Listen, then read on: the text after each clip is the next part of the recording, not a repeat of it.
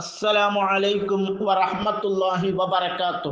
കാന്തപുരം ഉസ്താദ് മീനങ്ങാടി സുലൈമാൻ എന്ന കള്ളനെ ഷെയ്ഖായി അംഗീകരിച്ചു.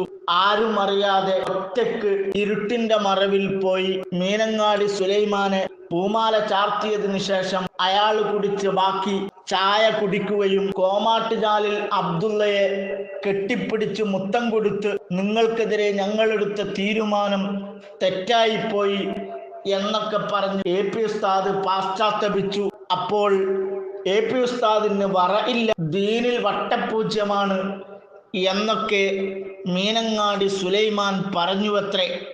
യഥാർത്ഥത്തിൽ AP ഉസ്താദ് മീനങ്ങാടി സുലൈമാനെ പോയി കണ്ടത് എന്തിനാണെന്ന് ഇന്നലെ വ്യക്തമായി എല്ലാവരും മനസ്സിലാക്കിയവരാണ്. കാണാത്തവർക്ക് വേണ്ടി ഈ വീഡിയോയുടെ അവസാന ഭാഗം ഞാൻ ആ വിഷയം ഉൾക്കൊള്ളിക്കുന്നുണ്ട്. നൗഷാദ് ആ വീഡിയോ പൂർണ്ണമായി കണ്ടില്ല എന്ന് തോന്നുന്നു. തലക്കച്ചവടത്തിന് വേണ്ടിയാണ് മീനങ്ങാടി സുലൈമാനെ AP ഉസ്താദ് കണ്ടിട്ടുള്ളത്.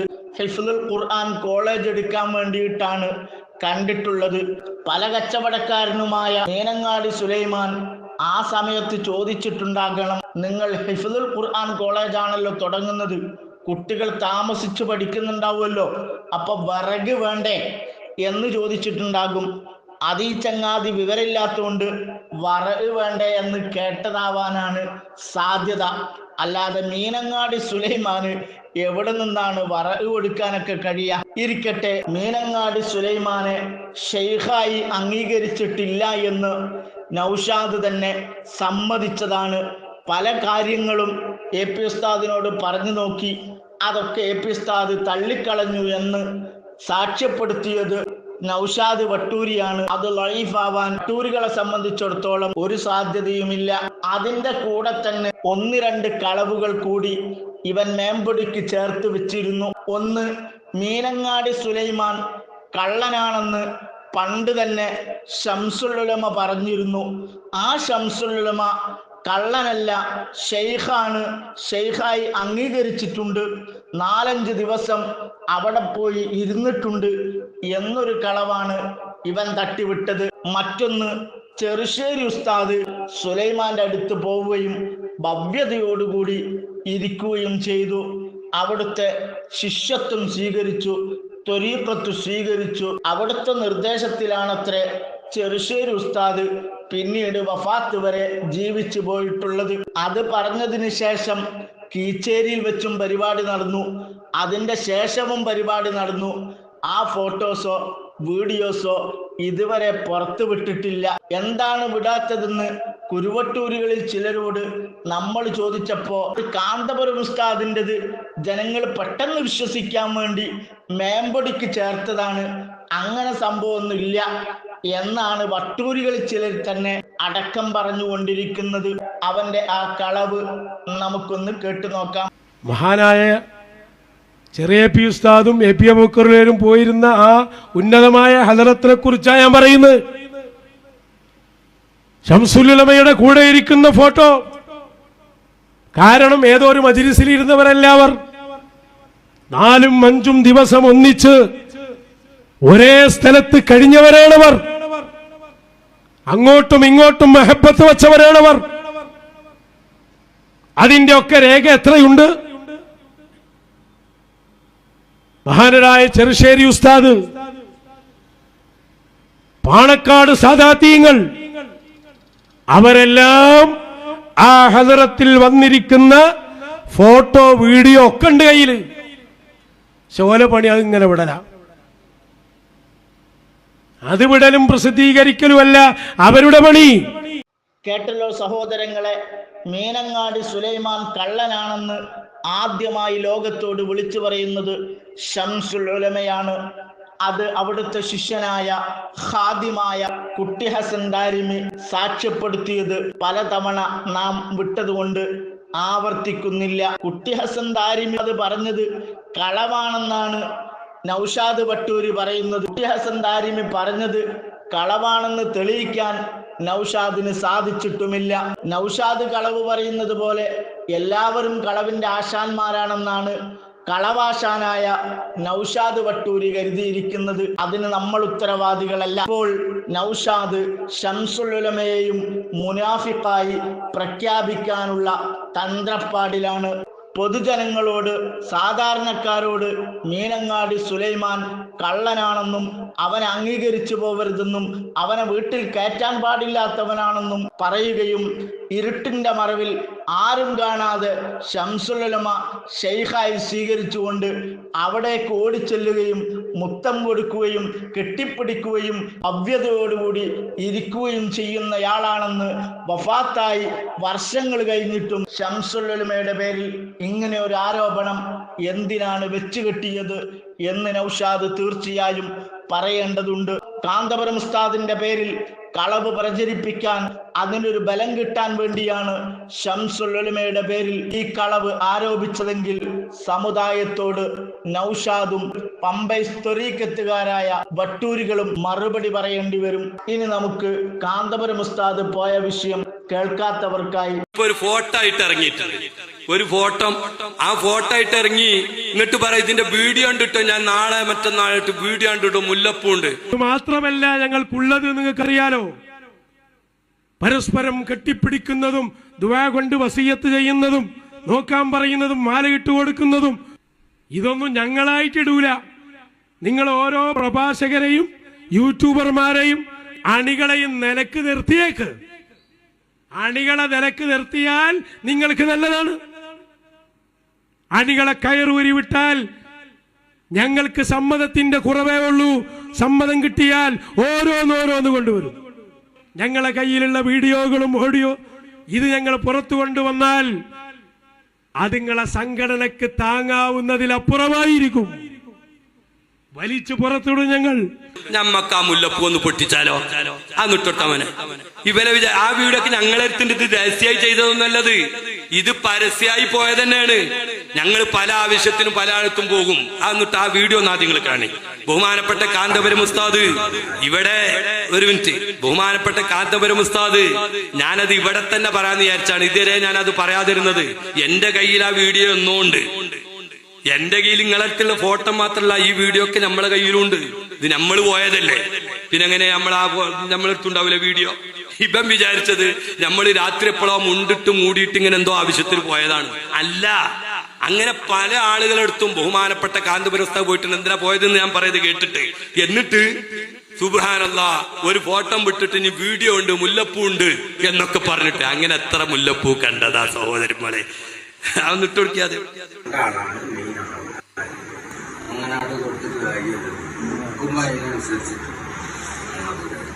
ഇത് കാന്തപുരം ഉസ്താദാണത്. ചെറിയ പി ഉസ്താദ് ഉണ്ടെങ്കിൽ നോക്കി.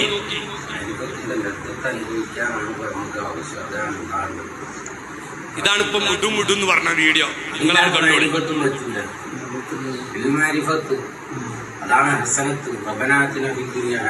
മുല്ലപ്പൂ വേണ്ടിയില്ല നിങ്ങള്? മുല്ലപ്പൂ അങ്ങോട്ടാണോ ഇങ്ങോട്ടാണോ ഇട്ടെടുത്തോ നോക്കിട്ടോ, അത് കൃത്യമായിട്ട് നോക്കിയാളേ. ഞങ്ങട്ടാരും ഇങ്ങോട്ടാരും വേണ്ടിയില്ല, അതിന് പ്രശ്നമൊന്നും ഉണ്ടായിട്ടല്ല പറഞ്ഞത്. മുല്ലപ്പൂ ഞങ്ങട്ടിട്ടാലും വേണ്ടിയില്ല, അങ്ങോട്ട് ഇട്ടാലും വേണ്ടിയില്ല. കണ്ടില്ല നിങ്ങള്? ഇനി ആണോ ഒന്നുകൂടി ഇട്ടു? കണ്ട. ഇതാണ് ഇപ്പൊ ഇടും ഇടും അങ്ങനെ എത്ര വീഡിയോ ഒക്കെ ഇടും.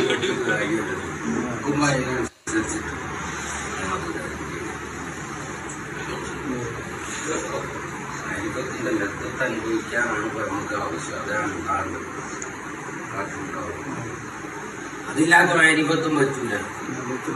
മാരിഫത്ത് അതാണ് ഹസനത്ത്. റബ്ബനാതിന ഫിദ്ദുനിയ ഹസനത്ത് എന്ന് പറഞ്ഞാൽ അത് മറ്റാളോട് പറയാണ്. ഇൽമൊന്നുമില്ലാതെ മാരിഫത്തും പറഞ്ഞ് അടക്കണ്ടെന്ന് മറ്റാളോട് പറയാണ്. സുബ്ഹാനല്ലാഹ്. കണ്ടില്ല നിങ്ങള്? ഇതാണ് ഇപ്പൊ ഇടുവലോ ഇടുവലോ ഇടുവലോ എന്ന് പറഞ്ഞിട്ട് ഇങ്ങനെ കൊണ്ടെടുക്കണ വീഡിയോ. ഇത് ഇട്ടിട്ടില്ല തരാം, ഇടുവലോ. ഇതിപ്പോ ഇടുവ കണ്ടില്ല? ഇനി ഇടണം നിങ്ങൾക്ക്, ഇനിയുണ്ട് വീഡിയോ, ഇനി ഇടണോ? വേറെയും വീഡിയോ ഉണ്ട്. ഇവരെ വിചാരം ഇതൊന്നും നമ്മള് എന്തല്ല, അള്ളാഹുവിന്റെ ദീന് പഠിച്ചിട്ട് തന്നെയാണ് ഇവിടെ പ്രവർത്തിക്കുന്നത്. നേതൃത്വം നേതാക്കളായത് കൊണ്ടാണ് അവർ നമ്മള് നേതാക്കളായിട്ട് അംഗീകരിക്കുന്നതും. ഇതൊന്നും നമ്മളൊന്നും അറിയാതെ ശൈഖുന കാന്തപുരം ഉസ്താദ് അവിടെ പോകുന്നുണ്ടല്ലോ ഇവിടെ പോകുന്നുണ്ടല്ലോ, അനുയായികളോട് വേറെ പറയാണ്, മുനാഫിക്കാണ് എന്നാ അവൻ പറഞ്ഞത്. വറവുണ്ടോ അബൂബക്കർ മുസ്ലിയാരെ നിങ്ങളുടെ ജീവിതത്തിൽ? എന്നാ ഓന്റെ നാവുകൊണ്ടോ ചോദിച്ചത്. ആ ചോദിച്ചവനോടും ചോദിക്കുകയാണ്, നിന്റെ വറവ് മൈസൂരത്തെ കല്യാണത്തിന്റെ ഫോട്ടോ ഉണ്ടല്ലോ സാഹിബുൽ വഖത്തിന്റെ, ഞാൻ ഇടണോ? എന്റെ കയ്യിലുണ്ടത്. മൈസൂരിൽ കല്യാണം നടന്നല്ലോ, ആ കല്യാണം നടന്നതിന്റെ ഫോട്ടോവും വീഡിയോ ഒക്കെ എന്റെ കയ്യിലുണ്ട്. നല്ല വറഹാണയിലുള്ളത്. നിന്റെ സാഹിബുൽ വഖത്തിന്റെയും അതിന്റെ തൊട്ടടുത്തുള്ളതിന്റെയും അതിന്റെ താഴെയുള്ള TMC അടക്കമുള്ള അതുമായി ബന്ധപ്പെട്ട ആ കാര്യങ്ങളുടെ വീഡിയോ ഒക്കെ എന്റെ കയ്യിലുണ്ട്. ഇടണോ?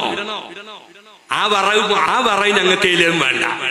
ആണും പെണ്ണും കൂത്താടുന്ന അത്തരം വറവ് ഞങ്ങളത് അംഗീകരിക്കൂല. എന്നിട്ട് അതൊക്കെ നടത്തിയിട്ട് ഇവൻ പറയാ, കാന്തപുരം മുസ്ലിയാരെ നിങ്ങൾക്ക് വറവുണ്ടോ? ഇതൊന്നും ഇട്ടിട്ട് ആളുകൾ ഇതൊന്നും നമ്മളിതൊന്നും അല്ലല്ലോ നമ്മളെ ലക്ഷ്യം. ആളുകൾക്ക് പല തെറ്റുകളും അങ്ങനത്തെ ആളുകൾക്ക് പലതും. പക്ഷെ ദീനാണിത് എന്ന് പറയുമ്പോൾ നമുക്ക് പറയേണ്ടി വരിക. അതുകൊണ്ട് അല്ലാതെ ഞാനിത് പറയാറില്ല, ഞാനിതങ്ങനെ പറയാറില്ല. ഞാൻ അള്ളാഹുവിന്റെ ദീൻ എന്താണെന്നും അതുപോലെ തന്നെ ഔലിയാക്കൾ ആരാണ് എന്നും ദീനിന്റെ ശരിയായ മാർഗം എന്താണെന്നും ഇതേ നമ്മൾ പറയാറുള്ളൂ. എന്നെ ശൈഖുനെ പഠിപ്പിച്ചതാണ്. ബഹുമാനപ്പെട്ട കാന്തപുരം ഉസ്താദിന്റെ അടുക്കല് ഓതി പഠിച്ചാളാ ഞാന്. ആ കാന്തപുരം ഉസ്താദ് ഞങ്ങൾക്കൊരു സംസ്കാരം പഠിപ്പിച്ചിട്ടുണ്ട്. അള്ളാഹുവിന്റെ ദീൻ എന്താണ് എന്ന് അവിടെ നിന്ന് പഠിപ്പിച്ചിട്ടുണ്ട്. 100% ഞങ്ങൾക്ക് ഉറപ്പാണ്. നിങ്ങൾ ആരാ കാന്തപുരം ഉസ്താദ് നിങ്ങൾക്കറിയില്ല. ഈ പറഞ്ഞവന് കാന്തപുരം ഉസ്താദിന്റെ അടുത്ത് ഒന്ന് പഠിച്ചിട്ടുണ്ടോ? കാന്തപുരം ഉസ്താദ് ആരാണെന്ന് ഇനി നിങ്ങൾ അറിയണം. സുബ്ഹാനല്ലാഹ്, ഞാൻ അത് പറയുന്നതിന് മുന്നേ ഇടയ്ക്കൊന്ന് പറയാ. അൽഹംദുലില്ലാഹ്, ഞാന് സൗദി അറേബ്യയില് ചെന്ന് അവിടെ മർക്കസിന് തലക്കല്ലിട്ട മുഹമ്മദ് അലവി മാലിക്കി ഖദ്ദസല്ലാഹു സിറഹുൽ അസീസ് വലിയ മഹാനാണ്, വലിയ ഹദീസ് പണ്ഡിതനുമാണ്. മഹാനവർകൾ ഹറമിലെ മുദരിസായിരുന്നു. അവരുടെ വാപ്പ അലവി മാലിക്കി ഹറമിലെ മുദരിസായിരുന്നു. അവരുടെ വാപ്പ അങ്ങനെ പാരമ്പര്യമായിട്ട് ഹറമിൽ ദർസ് നടത്തിയിരുന്ന മഹാന്മാരാ. അങ്ങനെ ഹറമില് ദർസ് നടത്തിയിരുന്ന അവര് അവിടുത്തെ വീട്ടിൽ റുസൈഫയിൽ വെച്ചുള്ള ദർസ് പിന്നീട് അവിടെ സ്വഹീഹുൽ ബുഖാരി ദർസ് നടക്കാറുണ്ട്. ഹദീസ് പണ്ഡിതനാണ്. ആ ദർസിൽ ഞാൻ കുറെ പങ്കെടുത്തിട്ടുണ്ട്. അവിടുത്തെ ശിഷ്യത്വം സ്വീകരിക്കാൻ എനിക്ക് ഭാഗ്യം കിട്ടിയിട്ടുണ്ട്. കാന്തപുരം ഉസ്താദിന്റെ അടുക്കൽ ഒരു കൊല്ലം ഞാൻ സ്വഹീഹുൽ ബുഖാരി പഠിച്ചിട്ടുണ്ട്. അത് പഠിച്ചതിന് ശേഷം ഞാൻ ഗൾഫിൽ പോയി മുഹമ്മദ് അലവി മാലിക്കിയുടെ ദർസില് 1 വർഷത്തോളമല്ല 10-15 വർഷത്തോളം അവിടെ നിന്ന് നടക്കുന്നത്. ഞാൻ ഗൾഫിൽ നിന്നിട്ടുണ്ട്. അതിൽ ഒട്ടുമിക്ക സമയത്തും ഞാൻ അവിടുത്തെ ദർസിൽ പോയിട്ടുണ്ട്. അങ്ങനെ ദർസിൽ ബുഖാരി നിൽക്കുമ്പോ ഒരു ഹദീസ് ഇങ്ങനെ ഓതുമ്പോ പല റിപ്പോർട്ടുകളും പറയും. ആ കൂട്ടത്തില് ഒരു ഹദീസ് ബയാൻ ചെയ്യുമ്പം അൻതും അയലമു ബിദുന്യാക്കും, ബഹുമാനപ്പെട്ട സ്വഹാബത്തിനോട് നബി സല്ലല്ലാഹു അലൈഹി വസല്ലം തങ്ങൾ പറഞ്ഞു, നിങ്ങളെ ദുന്യാവിന്റെ കാര്യം ഏറ്റവും അധികം നിങ്ങൾക്കാണ് അറിയാ എന്ന നേരെ അതിന്റെ അർത്ഥം. അത് പറയാനുണ്ടായ സാഹചര്യം എന്താ? നബി ഒരിക്കൽ പറഞ്ഞു, ഈ ഈത്തപ്പന മരങ്ങൾക്ക് പൂമ്പടി ഇങ്ങനെ അങ്ങോട്ടും ഇങ്ങോട്ടും ഇടും ഈത്തപ്പഴം ഉണ്ടാകാൻ വേണ്ടി. അപ്പൊ ഇത് കണ്ടപ്പോ റസൂൽ ഒരിക്കൽ പറഞ്ഞു, പൂമ്പടി അങ്ങോട്ട് ഇട്ടാലും ഇല്ലെങ്കിലൊക്കെ അല്ലാഹ് ഉദ്ദേശിച്ചാലേ പഴം ഉണ്ടാവുള്ളല്ലോ, അത് ഇട്ടിട്ടില്ലെങ്കിലും ഉണ്ടാവുന്ന. അപ്പൊ ഇവര് പിറ്റത്തെ കൊല്ലം പൂമ്പൊടി ഇട്ടില്ല. അന്നാണെങ്കിൽ കാരക്ക ഉണ്ടായതുമില്ല, വളരെ കുറവാ. അപ്പൊ അവര് പറഞ്ഞു, നിങ്ങൾ പറഞ്ഞത് കൊണ്ട് ഞങ്ങൾ എന്ത് ചെയ്തു, പരാഗണം നിർത്തിവെച്ചു, കാരക്ക കുറഞ്ഞു. അപ്പൊ റസൂലുള്ളാഹി പറഞ്ഞ അൻതും അയലമു ബിദുന്യാക്കും, നിങ്ങളെ ദുന്യാവിന്റെ കാര്യം കൊണ്ട് നിങ്ങൾ ഏറ്റവും അറിയുന്നവനാണെന്ന് നേരെ അർത്ഥം വെക്കുക. അക്കപ്പാണ്ടോ റസൂലുള്ളാഹിക്ക് ഭൗതികമായ കാര്യമൊന്നും അറിയില്ല, ദുന്യാവിന്റെ കാര്യം ആർക്കറിയാം, നിങ്ങൾക്കാണ് കൂടുതൽ അറിയാം, എനിക്കറിയില്ല എന്നാണല്ലോ ഇപ്പൊ നേരെ അതിന്റെ അർത്ഥം വരിക. അപ്പൊ റസൂലുള്ളാഹിക്ക് ദുന്യാവിന്റെ കാര്യം അറിയില്ല എന്നാണ് അതിന്റെ അർത്ഥം എന്ന് മൗലവിമാരൊക്കെ അർത്ഥം വെക്കാറുണ്ട്. അങ്ങനെ ഞാൻ ഹദീസ് റസൂൽ ബഹുമാനപ്പെട്ട ശൈഖുനാന്റെ അടുക്കൽ പഠിക്കുമ്പോ ഞങ്ങളത് ചോദിച്ചു, എന്താണിത്? അപ്പം ഉസ്താദ് ഉടനെ പറഞ്ഞു, മിൻ ഇൽമുക്കും ബി ഉഖ്റാക്കും എന്നാണ്. അഫ്അലു തഫ്ലീലാണ് അയലമു എന്ന് പറയുന്നത്. അഫ്അലു തഫ്ലീലിന് ഒരു മുഫദ്ദലു മിന്നു ഉണ്ടാകും. ആ മുഫദ്ദലു മിന്നു ആരാണ്? നിങ്ങൾക്ക് ആഖിറത്തിന്റെ കാര്യത്തിലുള്ള ശ്രദ്ധയേക്കാൾ കൂടുതൽ ഭൗതിക കാര്യത്തിലാണ് എന്നാണ് അതിന്റെ അർത്ഥം. അല്ലാതെ ഭൗതിക കാര്യം കൊണ്ട് നിങ്ങൾക്ക് കൂടുതൽ അറിയും എന്നേക്കാൾ എന്നല്ല, അങ്ങട്ടല്ല മുഫദ്ദലു മിന്നു. നിങ്ങൾക്ക് ഉഖ്റവിയായ കാര്യങ്ങളുമായി ബന്ധപ്പെട്ട ഒരു തവക്കുല് പറഞ്ഞു കൊടുത്താണ്, ഹഖീഖത്ത് പറഞ്ഞു കൊടുത്താണ് നബി സല്ലല്ലാഹു അലൈഹി വസല്ലം. ആ ഭാഗത്തേക്ക് ചിന്തിക്കാതെ നിങ്ങൾ ഭൗതിക ഭാഗത്തേക്ക് മാത്രം ചിന്തിച്ചുകൊണ്ടാണ് അങ്ങനെ വന്നത് എന്നാണ് ആ പറഞ്ഞതിന്റെ അർത്ഥം. ഈ ഹദീസ് മാലിക്കി എന്നവര് ദർസ് നടത്തുമ്പോ ആളുകൾ സംശയം ചോദിച്ചു. അപ്പൊ മാലിക്കിക്ക് ഒരു സ്വഭാവമുണ്ട്, സദസ്സില് 10, 200, 300, 500ന്റെ അടുത്ത ആളുകളുണ്ട്. ഇന്ത്യോനേഷ്യക്കാരുണ്ട്, മലേഷ്യക്കാരുണ്ട്, അറബികളുണ്ട്, എല്ലാവരും ഉണ്ട് ശിഷ്യന്മാരായിട്ട്. വലിയ വലിയ ആളുകളാണ് അവിടെ പഠിക്കാൻ വേണ്ടി. അവരോട് ചോദിച്ചു, ഇതിന്റെ അർത്ഥങ്ങൾക്ക് ആർക്കെങ്കിലും അറിയോ? ആരും മിണ്ടിയില്ല. അപ്പൊ ഞാൻ എന്ത് ചെയ്തു, ഒരു ഇന്ത്യയായിട്ട് അവിടെ ഉണ്ട്, ഞാൻ ഉസ്താദിന്റെ അടുത്ത് അർത്ഥം കേട്ടിനല്ലോ, ഞാൻ ആ അർത്ഥം അങ്ങോട്ട് പറഞ്ഞു. അത് പറഞ്ഞു തീരുമ്പോഴേക്ക് എന്നോട് ചോദിച്ചു, ആൻത തിൽമീദു ശൈഖ് അബൂബക്കർ, ഇത് ശൈഖ് അബൂബക്കറിന്റെ ശിഷ്യനാണോ ചോദിച്ചു. കാരണം മൂപ്പർക്കും അറിയാം ഈ ഉത്തരം ആർക്കേ അറിയുള്ളൂ, ഷെയ്ഖ് അബൂബക്കറിനെ അറിയുള്ളൂ. ഹദീസിന്റെ ശരിയായ വ്യാഖ്യാനം അതാണ് ഷെയ്ഖ് അബൂബക്കർ. നിങ്ങൾ ഷെയ്ഖ് അബൂബക്കറിനെ പഠിച്ചിട്ടില്ല. സുബ്ഹാനല്ലാഹ്. അങ്ങനെ ഇത് ഒരു അനുഭവം, അങ്ങനെ എത്ര സംഭവങ്ങളുണ്ട്. ലോകത്തുള്ള ഔലിയാക്കൾ മുഴുവനും അവിടത്തേക്ക് പിന്തുണ കൊടുത്തവരല്ലേ. ഈ മാലിക്കി എന്നവര് തന്നെ മർക്കസിന് തറക്കല്ലിടാൻ വന്നു. പിന്നെ വന്നത് നമ്മുടെ ഗോൾഡൻ ജൂബിലിക്കാണ്, SYSന്റെ. അതിന്റെ ഇടയിൽ മർക്കസിന്റെ എത്ര സമ്മേളനം നടന്നു, എത്ര വിഷയത്തിന് ശൈഖുനെ ക്ഷണിച്ചു വന്നില്ല. അതെന്തേ? ബഹുമാനപ്പെട്ടവര് അവിടെ മംലക്ക വിട്ട് പുറത്തു പോകണമെങ്കിൽ റസൂലുള്ളാഹിയേറ്റ് മുനാജാത്ത് നടത്തി അവിടുത്തെ ഇതിനുണ്ടെങ്കിലേ പുറത്തു പോകാവൂ എന്നാണ് പറയപ്പെടുന്നത്. അല്ലാതെ പോകൂല. ഈ ഗോൾഡൻ ജൂബിലിന്റെ സമയത്ത് ഇങ്ങോട്ട് വിളിച്ചു പറഞ്ഞാൽ ഞാൻ അങ്ങോട്ട് വരാൻ എനിക്ക് സമ്മതമുണ്ട്. അങ്ങനെ റസൂലുള്ളാഹിന്റെ ഇതിനോടുകൂടി ബഹുമാനപ്പെട്ട കാന്തപുരം ഉസ്താദിന്റെ നേതൃത്വത്തിന് സഹായിക്കാൻ വന്ന ആളാണ് മുഹമ്മദ് അലവി മാലിക്. ഇനി എന്താ അതിന്റെ അപ്പുറം? നിങ്ങൾ വലിയ സാഹിബുൽ വക്ത് പറയുണ്ടല്ലോ. എന്നിട്ടെന്നാ ഇനി ഇത് പറയാം നമ്മള്. അങ്ങനെ ഇപ്പം അങ്ങനെ ഫോട്ടങ്ങനെ ഇട്ടിട്ട്, ഫോട്ടോല്ലപ്പോ വീഡിയോ തന്നെ കണ്ടില്ലേ. മർക്കസിന്റെ കീഴിൽ എത്ര സ്ഥാപനങ്ങളുണ്ട് സഹോദരങ്ങളെ. നോളജ് സിറ്റി, ഇങ്ങനെ ഒരു സിറ്റി ലോകത്ത് ഒരു ആലിമ് ഉണ്ടാക്കി വേറൊരു ആലിമ് ഉണ്ടാക്കിയണോ? ഏതെങ്കിലും ഗവൺമെന്റ് ഉണ്ടാക്കിയണോ? അള്ളാഹുവിന്റെ ദീനിന്റെ പ്രവർത്തനത്തിന് വേണ്ടി തഹ്ഫീലുൽ ഖുർആനായിട്ട്, ശരീഅത്ത് കോളേജുകളായിട്ട്, വനിതാ കോളേജുകളായിട്ട്, യതീംഖാനകളായിട്ട്, അഗതി അനാഥ മന്ദിരങ്ങളായിട്ട്, സ്വാതന്ത്ര്യ പ്രവർത്തനങ്ങളായിട്ട് തിരുവനന്തപുരത്ത് പോയ കാണാം സ്വാതന്ത്ര്യ കേന്ദ്രം. കോടിക്കണക്കിന് ഉറുപ്പികയുടെ സ്ഥലം വാങ്ങിയിട്ട് അവിടെ ഉണ്ടാക്കി. അതുപോലെ കോഴിക്കോട് സിറ്റിയിൽ എത്ര പള്ളികൾ ഉണ്ടാക്കി. ഇങ്ങനെ കേരളത്തിന്റെ അകത്തും പുറത്തും, ഇന്ത്യയുടെ പുറത്തും.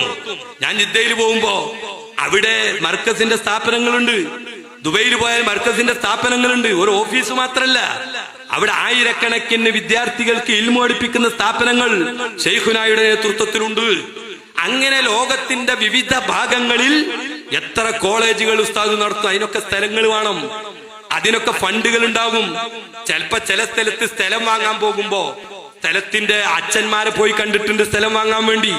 പല ഭാഗങ്ങളിലും സ്ഥലം വാങ്ങാൻ പോകുമ്പോ പള്ളിയിൽ അച്ഛന്മാരെടുത്ത് പോയിട്ട് സ്ഥലം ചോദിച്ചിട്ടുണ്ട്. അതിന്റെ ഉടമസ്ഥ അച്ഛനായിരിക്കും. അപ്പൊ പള്ളിയിൽ അഞ്ചറ്റും ഇത് ഫോട്ടോ എടുത്ത് കണ്ടോ, പള്ളിയിൽ അച്ഛനായി ക്രിസ്ത്യാനിയായി കാന്തപുരം എന്ന് പറയാനെങ്കിൽ. സുബ്ഹാനല്ലാഹ്. അമ്പലത്തിലെ മേൽശാന്തിമാരെ കണ്ടിട്ട് അവരുടെ കീഴിൽ വല്ല സ്ഥലം ഉണ്ടെങ്കിൽ കിട്ടുമെങ്കിൽ അത് പോയിട്ട് ചോദിച്ചു വാങ്ങും. അള്ളാന്റെ ദീന്റെ പ്രവർത്തനത്തിന് അവരെത്താണ് ആ സ്ഥലം ഉള്ളെങ്കിൽ വാങ്ങും. അപ്പൊ ഒരു സ്ഥലത്തിന്റെ ഉടമസ്ഥൻ ആരാണോ, മാലിക് ആരാണോ, അവരെടുക്കലേക്ക് തഹ്ഫീലുൽ ഖുർആൻ കോളേജ് ചാത്തമംഗലത്തിനടുത്ത്, തഹ്ഫീലുൽ ഖുർആൻ കോളേജ് കേരളത്തില്, ഹിഫ്ദുൽ ഖുർആൻ കോളേജ് ഇത്ര വ്യാപകമായിട്ട് മർക്കസിലും അതിന്റെ ക്യാമ്പസും ഓഫ് ക്യാമ്പസും ആയിട്ടാണ് ഈ ഹിഫ്ദ് വ്യാപകമായത്. കഴിഞ്ഞ ആഴ്ചയും എന്റെ ഭാര്യയുടെ അനുജത്തിയുടെ മകനെ ആ കൂടുള്ള ഇന്ത്യന്റെ പുറത്തൊരു രാജ്യത്ത് പോയി ഹിഫ്ദ് മത്സരത്തിന് വലിയ ഹാഫിദാണ് ത്വഹ ഉവൈസ്. ഹിഫ്ദ് ഓതി അങ്ങനെ വലിയ സംഖ്യ സമ്മാനം കിട്ടി തിരിച്ച് മിനിഞ്ഞാന്ന് വന്നു. അങ്ങനെ ലോകത്തിന്റെ പല ഭാഗത്തും, സൗദി അറേബ്യയിൽ നോക്കി നിങ്ങൾ പള്ളിയിലെ ഇമാമുമാരാരാണ്, UAE നോക്കി നിങ്ങൾ വലിയ വലിയ ഇമാമുമാരുടെ പോസ്റ്റിൽ ഖത്തീബുമാരാരാ. ഇവിടുന്ന് ഹിഫ്ദ് പഠിച്ച് കാന്തപുരം ഉസ്താദ് പഠിപ്പിച്ച് വിട്ടത് ആളുകളാണ്. അങ്ങനെ എത്ര ഹിഫ്ദുൽ ഖുർആൻ കോളേജ്. ഇവിടെ ചാത്തമംഗലത്തിനടുത്ത് ഒരു സ്ഥലം തഹ്ഫീദുൽ ഖുർആൻ കോളേജിന് വേണ്ടി ഒരു സ്ഥലവുമായി ബന്ധപ്പെട്ട് അന്വേഷിച്ച് ചെന്ന് അതിന്റെ മാലിക്കിനെ കാണാൻ ചെന്നു. ആ മാലിക് ആരോ ആവട്ടെ, മാലിക് ആരായാലും ആ സ്ഥലം വാങ്ങുമ്പോ അതിന്റെ ഉടമസ്ഥൻ വേണ്ടേ, ആ ഉടമസ്ഥനോട് സംസാരിക്കണ്ടേ. ഇതേ ഉള്ളൂ അതില്, എന്നല്ലാതെ അതിന്റെ അപ്പുറം ഇതൊന്നുമില്ല. അങ്ങനെ ചെല്ലുമ്പോ ചിലപ്പോ ഒരാളെ വീണ് കിട്ടുമ്പോ ഇങ്ങോട്ട് മാലയിടലും, ചിലപ്പോ ആ മാലെടുത്ത് അങ്ങോട്ട് തന്നെ കൊടുക്കലൊക്കെ ഉണ്ടാവും. ഇതൊക്കെ പാടെ കണ്ടു കാണുന്നേ പള്ളിയിൽ അച്ഛന്റെ അടുത്ത് പോയിട്ട് കണ്ട് ക്രിസ്ത്യാനിയായി എന്ന് പറയണ്ട. അമ്പലത്തിലെ മേൽശാന്തിനെ കണ്ടിട്ട് അത് മേൽശാന്തിയായി എന്ന് പറയണ്ട. എത്ര മന്ത്രിമാരെ പോയി കണ്ടിട്ടുണ്ട്. അങ്ങനെ ഓല് ചിലപ്പോ മാലം കെട്ടിട്ടാണ്, ചിലവരൊക്കെ ഫോട്ടോ എടുത്താണ്, വീഡിയോ എടുത്തിട്ട് കാന്തപുരം ഇവിടെ വന്നിനി പറഞ്ഞിട്ട് ഓലൊക്കെ എന്തുണ്ട് അഭിമാനപൂർവ്വം അത് കാണിക്കാറുണ്ട്. എന്ന മാതിരി ഒരു മാലിക്കിന്റെ അടുത്ത്, ഒരു ഭൂമിയുടെ മാലിക് ഉടമസ്ഥന്റെ അടുത്ത് ഒരു ഭൂമിയുടെ ആവശ്യം തഹ്ഫീദുൽ ഖുർആനുമായി ബന്ധപ്പെട്ടിട്ട് വിഷയങ്ങൾ, അതും പരസ്യമായിട്ട് തന്റെ സേവകന്മാരുണ്ട്, സെക്രട്ടറിമാരുണ്ട്, ഖാദിമീങ്ങളുണ്ട്. വലിയ രഹസ്യമായിട്ട് പോവാണെങ്കിൽ പിന്നെ ഒറ്റക്കല്ല പോവുക. അത് ഒരു വട്ടല്ല പോയത്, ഒന്നിലധികം പ്രാവശ്യം പോയിട്ടുണ്ട്. കാരണം അത് അങ്ങോട്ടും ഇങ്ങോട്ടും സംസാരിക്കണമെങ്കിൽ. മാത്രല്ല ആദ്യത്തെ പ്രാവശ്യം ചെന്നപ്പോ സുബ്ഹാനല്ലാഹ് നമ്മൾ മാറ്റി നിർത്താൻ പറഞ്ഞ ഒരാളുണ്ട് കൂട്ടത്തില്. പിറ്റത്തെ പ്രാവശ്യം അയാൾ വിളിച്ചു ഇതുമായി സംസാരിക്കാൻ. അത് ആർക്കോ പറഞ്ഞു വെച്ചിട്ടുണ്ട്, ആ സ്ഥലം ഒരു ഡേറ്റ് പറഞ്ഞിട്ടുണ്ട്. അപ്പൊ അത് നോക്കട്ടെ, അതിന്റെ ഇടയിൽ നമുക്ക് പറയാന്ന് പറഞ്ഞു. അങ്ങനെ പിന്നെ ഒരിക്കൽ വിളിച്ചു. അപ്പൊ വിളിച്ചപ്പോ ഉസ്താദ് പറഞ്ഞു, ഞങ്ങള് തെറ്റാണെന്ന് പറഞ്ഞ് മാറ്റി നിർത്തിയ ഒരാളുണ്ട്, ഞാൻ നാളെ അവിടെ വന്നപ്പോ അയാൾ അവിടെ ഉണ്ട്, അയാൾ അവിടേക്ക് വരുത്താൻ പാടില്ല. അങ്ങനെ പിറ്റത്തെ പോലെ അയാളെ വരുത്തിയിട്ടില്ല. അപ്പൊ ഇങ്ങനെ പറയേണ്ടത് അപ്പപ്പോൾ നിലപാട് പറഞ്ഞിട്ടുണ്ട് എന്നല്ലാതെ എന്തല്ല രഹസ്യമായിട്ട് എന്തോ സംഗതിക്ക് പോയി എന്ന് പറഞ്ഞിട്ട് വെറുതെ ആളുകളെ പറ്റിച്ച് ദീനിന്റെ പേരിൽ ഉലമായിനെ ഗീബത്ത് പറഞ്ഞ് വലിയ വലിയ ആലിമീങ്ങളെ ഗീബത്ത് പറയാൻ സാധാരണക്കാരെ പ്രേരിപ്പിച്ച് എന്തിന് നരകം വാങ്ങണം? അതേ പറയാനുള്ളൂ. ബാക്കി ഇൻഷാല്ല ഞാൻ ഇപ്പൊ അതേ പറയണുള്ളൂ. ബാക്കി ഇൻഷാല്ല അതിന്റെ ബാക്കിയുള്ളതൊക്കെ എന്റെ കയ്യിലുണ്ട്. മൈസൂർ കല്യാണത്തിൻ്റെതുണ്ട്. വേണമെന്നുണ്ടെങ്കിൽ അതൊക്കെ പറയാം. പിന്നെ ഇതൊന്നും ഇപ്പൊ ഒരു നല്ല കാര്യമൊന്നും അല്ലല്ലോ. ഒരാള് തെറ്റ് ചെയ്താൽ അത് പറയുന്നത് നല്ല കാര്യമൊന്നുമല്ല. പരസ്യമായിട്ട് വിളിച്ചാൽ എനിക്കിത് ഇഷ്ടമുണ്ടായിട്ടല്ല ഞാനിത് പറയുന്നത്. അതേ സമയത്ത് തെറ്റിദ്ധരിപ്പിക്കല്ലോ, ആളുകളുടെ ഈമാന് കുഴപ്പമുണ്ടാക്കുമല്ലോ, അപ്പൊ അത് പറയല് നിർബന്ധമല്ല. എന്നല്ലാതെ ആര് തെറ്റ് ചെയ്താലും നമ്മളത് പരസ്യമായിട്ട് പറയണ്ട. ഒരു തെറ്റാണെങ്കിൽ തന്നെ പറയണ്ട. അതല്ലേ ഗീബത്ത് എന്ന് പറഞ്ഞത്. ഒരാൾക്ക് വെറുപ്പുള്ള കാര്യം അത് ഉള്ളത് പറയലെന്നല്ലേ ഗീബത്ത് എന്ന് പറഞ്ഞത്. അങ്ങനെ വെറുതെ ഗീബത്തും നമീമത്തും പറഞ്ഞു നടക്കുന്നത് എന്തിനാണ്? അള്ളാഹു കാക്കട്ടെ. സുബ്ഹാനല്ലാഹ്, എത്രത്തോളം ഇതുമായി ബന്ധപ്പെട്ട് ശൈഖുന തന്നെ എന്നോട് നേരിട്ട് പറഞ്ഞു. ഒരിക്കൽ എന്തേ പറഞ്ഞത്, ഞാനിങ്ങനെ ഈ ആവശ്യത്തിന് വേണ്ടി പോയപ്പോ ശൈഖുന എന്നോട് പറയാ, ഈ ആവശ്യത്തിന് വേണ്ടി പോയപ്പം എന്നോട് അദ്ദേഹം നിസ്കരിക്കലില്ല എന്നൊക്കെ കേൾക്കാറുണ്ട്. ഞാൻ അതും ചോദിച്ചു, നിസ്കരിക്കലില്ലല്ലേ, അത് നിസ്കരിക്കാഞ്ഞാൽ വലിയ പ്രശ്നമാണ് കേട്ടോ. അപ്പൊ അയാൾ തിരിച്ചു പറഞ്ഞല്ലോ, നിസ്കരിക്കാഞ്ഞാൽ പ്രശ്നമൊന്നുമല്ല, നിസ്കരിക്കാത്താൻ അടിക്കും വേണമെന്ന് തിരിച്ചു പറഞ്ഞു എന്നോട് എന്നും പറഞ്ഞു. അപ്പൊ അങ്ങനെയുള്ള സംസാരം ഉണ്ടായിട്ടുണ്ട്. അപ്പൊ ഒരു സ്ഥലത്ത് ഒരു ആവശ്യത്തിന് ചെന്ന് വിചാരിച്ചാണ്ട് ആദർശം ചോദിക്കുകയോ പറയാതിരിക്കുകയോ അതും ചെയ്തിട്ടില്ല. ഇതൊക്കെയാണ് അതിന്റെ. ഞാൻ പറഞ്ഞു എന്നാൽ അങ്ങനെ ഞാനത് ആ വിഷയം ഇവിടെ വെറുതെ ഇൽത്തിബാസാക്കുന്നുണ്ട്. ആ വിഷയം അതാണ് അതിന്റെ ഹക്ക്, അത് പറഞ്ഞോ എന്ന് ബഹുമാനപ്പെട്ടവര് പറഞ്ഞതാണ്. അതുകൊണ്ട് ഞാൻ ഇവിടെ വെച്ച് തന്നെ അത് പറഞ്ഞതെന്താ, ഇവിടെ വെച്ച് തന്നെ ഇത് പറയാനും കാരണം എന്താ, ഇത് കോളിക്കല. ഷെയ്ഖുന ഇവിടെ ഓതി പഠിച്ച അമ്പിച്ചാലിസ്താന്റെ അടുത്ത് എന്നല്ല, ഷെയ്ഖുന ഇവിടെ ദർസും നടത്തിയിട്ടുണ്ട്. അന്ന് ഇവിടെ ഓതി പഠിച്ച് ദർസും നടത്തി ലോക പണ്ഡിതനായ ആ ഷെയ്ഖുനാനെ പറ്റി വേണ്ടാത്തരം പറഞ്ഞിട്ട് നടക്കുമ്പോ ഇവിടെ തന്നെയല്ലേ അത് പറയേണ്ടത്? എന്നല്ല, കൂട്ടത്തിൽ ചെറിയ പിസ്താദും ഉണ്ട്. ആ ചെറിയ പിസ്താദും ഇവിടെ ഷെയ്ഖുനാന്റെ അടുത്ത് ഓതി പഠിച്ചത് ഈ കോളിക്കല്ലേ. അപ്പൊ രണ്ടാളും ഇവിടെ പറയാനാണ് ഏറ്റവും നല്ലത്. അൽഹംദുലില്ലാഹ്, അല്ലാഹു തആല അവരുടെ ഒക്കെ തണലേറെക്കാലം നമുക്ക് നീട്ടി തരട്ടെ. അതേ സമയത്ത് ശരീഅത്തിന് വിരുദ്ധമായി ആര് പറഞ്ഞാലും, ശരീഅത്തിനെതിരായി ആര് പറഞ്ഞാലും അവിടെ ആളെ ചെറുപ്പ വലുപ്പം നോക്കില്ല, അവിടെ മുതലാളിയാണോ അധികാരിയാണോ എന്ന് നോക്കില്ല. അത് ബഹുമാനപ്പെട്ട സുൽത്താൻ ഉലമ അറിയുന്നവർക്കറിയാം. അവിടെ നമ്മൾ ചെറുപ്പത്തിലെ കണ്ടതാണ്. 1 കൊല്ലമല്ല 2 കൊല്ലമല്ല, ശൈഖുനായുടെ ജീവിതകാലം മുഴുവനും ഈ കേരളം അനുഭവിച്ചതാണ്. കേരളത്തിലെ ജനങ്ങൾക്ക് പച്ചയായ തുറന്ന പുസ്തകമാണ് ശൈഖുന കാന്തപുരം ഉസ്താദ്. എവിടെയും ഒളിഞ്ഞു പോകേണ്ടുന്ന ഒരു അവസ്ഥ ഇതുവരെ വന്നിട്ടില്ല, എവിടെയും തലതാഴ്ത്തേണ്ടുന്ന അവസ്ഥ വന്നിട്ടില്ല. ആ ശൈഖുന കാന്തപുരം ഉസ്താദ് ഈ ഉമ്മത്തിന്റെ ആവശ്യങ്ങൾക്ക് വേണ്ടി പല അധികാരികളെയും കണ്ടിട്ടുണ്ട്. അതിൽ തന്നെ ഞാൻ പറഞ്ഞു, പല മറ്റു മതങ്ങളിൽ നിന്ന് മർക്കസിന്റെ സ്ഥലം തന്നെ വാങ്ങിയത് ആരോട് ആദ്യം, അതുപോലെ എത്ര ആളോട് വാങ്ങിയിട്ടുണ്ട്. സുബ്ഹാനല്ലാഹ്. ഇത്തരം വാർത്തകളും വിശേഷങ്ങളും അറിയാൻ ഞങ്ങളുടെ ചാനൽ ഉടൻ തന്നെ സബ്സ്ക്രൈബ് ചെയ്യുക, ലൈക്ക് ചെയ്യുക, ഷെയർ ചെയ്യുക. ജനങ്ങളിലേക്ക് എത്തിക്കണമെന്ന് നിങ്ങൾ ആഗ്രഹിക്കുന്ന വാർത്തകളും വിശേഷങ്ങളും പ്രമുഖരുടെ പ്രഭാഷണങ്ങളും ഞങ്ങളുടെ വാട്സപ്പ് നമ്പറിലേക്ക് അയച്ചു തരിക. നന്മ വളരട്ടെ, തിന്മക്കെതിരെ നമുക്ക് ഒരുമിച്ച് നിൽക്കാം.